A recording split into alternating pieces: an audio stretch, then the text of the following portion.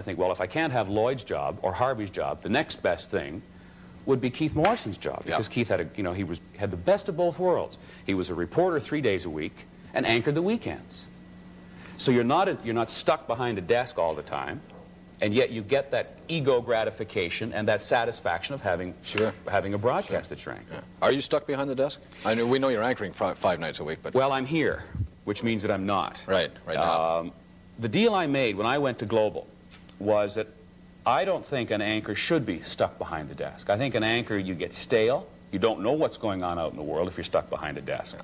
So the deal I made at Global, deal is a colloquial word, the arrangement we made was that I was going to go out and do some stories, that I wanted to do some documentaries. I wanted to do some long pieces, 2 or 3 part specials, which is one of the reasons I'm in Saskatoon. I'm going to be over at the university tomorrow doing a story, and out in one of the farms in the area. We're going to do a piece on the farm crisis to try and help the Easterners understand better why farmers are going out of business, why farm implement dealers are going out of business, why small towns in this province are dying, who's responsible, is there a cure, and also what's the university doing? They're doing some wonderful research over there that very few people know about, so I thought it'd be a good chance to plug the university as well.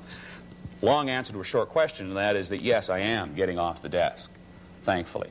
I don't think you should be stuck behind a desk. You couldn't be, could you? I'd go The journalist in you would... I was there. We had... I was behind the desk for almost a year at Global. And finally I went to them and I said, I got to get out. You've got to let me get out.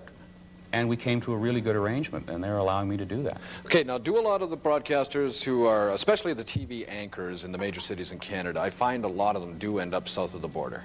Keith Morrison is now south of the border. You were south of the border. Peter Mansbridge almost made it south of the border. The major ones are being dragged down. Obviously, there's a bigger market down there to serve, but do you find that's happening, or am I... I think there's... No, you're right. But I think what it is, a lot of it is money. And a lot of it is the potential to work for a very large network with a very large budget and get a chance to do some traveling, particularly reporters. When you look at the number of Canadians who are reporters with major networks in the U.S., like Brian Stewart, who is back now, but Brian was overseas. Hillary Balker from CTV is overseas. The American networks love Canadians for 2 reasons. First of all, we're very good journalists, generally speaking. Second of all, we travel on Canadian passports. Whereas Americans, if they go into dangerous areas like the Middle East or down into Panama, particularly, can you imagine being an American journalist in Panama? You'd be looking over your shoulder all the time. But traveling on a Canadian passport, Canadians are viewed as a neutral country. Although we are allied with the U.S., it's very easy for us to travel. Particularly when you look at Libya. They threw a lot of American journalists, Gaddafi threw a lot of American journalists out of Libya, but allowed some Canadians to stay. In fact, a Canadian journalist was the first back in. Iran was the same situation. Exactly. Yeah. Your biggest story? Probably, my biggest story was when I was at WCBS in New York. We were big only because it's big in my mind. The story itself was not that major. It was a hostage-taking down in what's called Alphabet City in New York. It's well known for lots of drugs, lots of crime. It's a bad place to be in daylight, never mind at night. We were there in a hostage-taking, covering a hostage-taking situation. And we did a lot of live television then. We had 11 live trucks at WCBS. So we were always doing live remotes. This was live. I'm standing there doing the live stand-up into camera. And and I'm on top of the truck, and behind me is the hostage-taking down the street, because you can never get close enough, right? And I hear a lot of ruckus, and then I hear ping, ping, bullets going by our heads. And the cameraman, who was standing where Paul is, just says, down, and we just hit the deck. You know, so I just disappear out of camera range.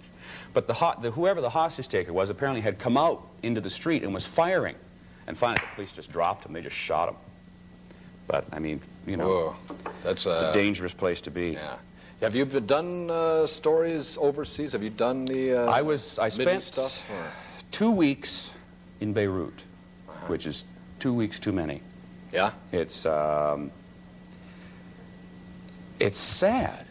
It's a lot like Ireland is right now, with the story yesterday of the funeral where the 3 people were killed and 68 injured. Because some guy's running around throwing hand grenades into a crowd at a funeral. Okay, what kind of journalist has to cover those then? I mean, what kind of people come back from those? You must talk to the guys. People who don't take chances, first of all. You simply don't take chances. You're taking a chance by going over. Yeah, but that's I the mean, last one. yeah, Okay. but that's understood. But you don't. I mean, if you're behind a wall and you hear shells, the last thing you do is stick your head up over the wall to see to where they're coming from. Your cameraman will take more chances than you will. They tend to be the gonzos? Perhaps, if you want to use that word. They are the ones who are more likely to take chances. Only because for them, you see, the picture is everything. Yeah. I can wait till I get back to write the script. I don't have to see it, but they're the ones that have to get the picture. And there is a terrible competition among the networks, whether it's CNN, CBS, CBC, CTV, ABC, NBC, to get that picture. To get that picture of the USS New Jersey off the coast of Beirut going into the Shuf. Right. You know, so they've got to get those pictures. A cameraman is one of the most unsung heroes in TV news. What would television be without pictures? But nobody ever thinks of the cameraman. It'd be radio. Yeah, you know. yeah.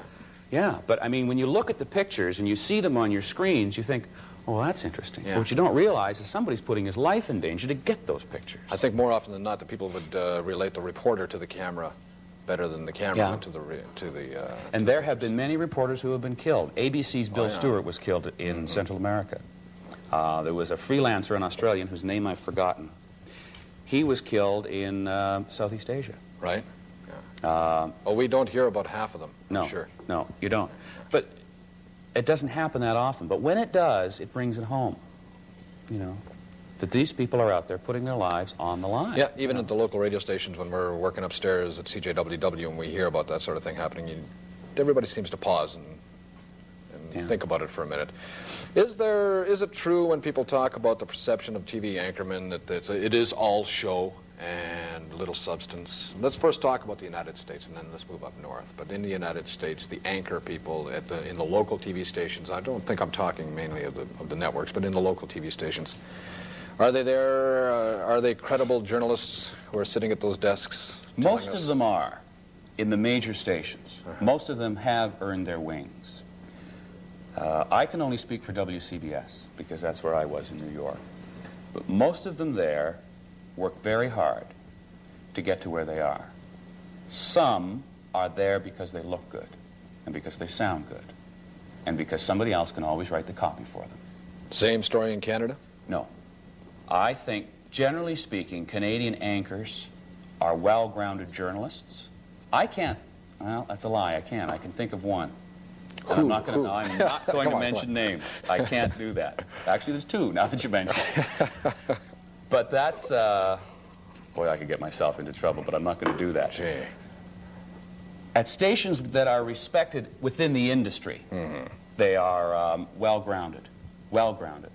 But you have to be. I'm not going to sit behind a desk and tell the people what's going on without A, writing most of it, and B, getting involved in the gathering of the news operation. That was my next question. What is your job during the day now? We see you for the half hour at night at 11 o'clock on STV. Yeah. What are we seeing? What are we not seeing you do? You're writing all your news? I once described my shift as 7.5 hours of hard work and 30 minutes of sheer terror.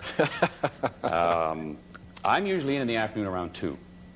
And at that time, we have a meeting to find out what stories are being worked on at Global in Toronto, at STV in Saskatoon, at STV in Regina, at CKND in Winnipeg, and all the loosely knit affiliates all across the network.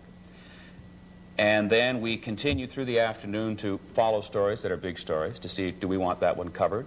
Are we okay? Do we know where we're going with these stories? Make sure that the reporters know what we want. And then I usually go home, and I have an hour in the afternoon with my daughter, because she's usually gone to school by the time I get up in the morning, because I don't get home till about 12:30, quarter to 1. That's when the bars close, eh? No. I'm sorry. No, that's how long it takes me to get home. If we stop for a drink, it's who knows what time.